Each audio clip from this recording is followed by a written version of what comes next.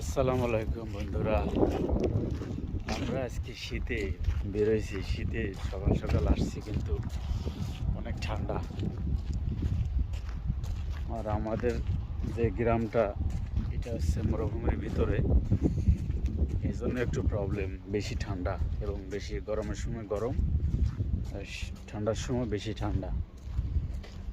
এলাকাটা ছোটো তো, 300-400 ঘর বাড়ি আছে, মানুষও কম।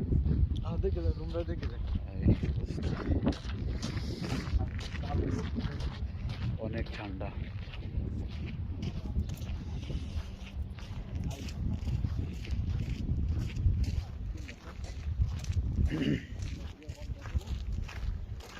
দেখতে পাচ্ছেন টাওয়ার আছে একটা, এবং আমরা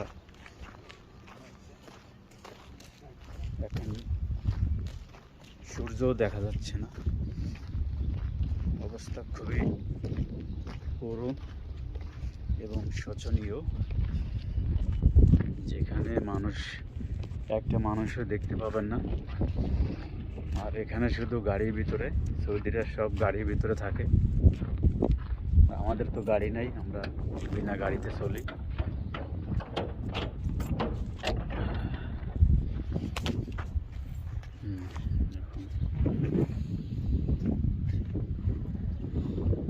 পানির নিচে পানির ট্যাঙ্কি আছে এখানে।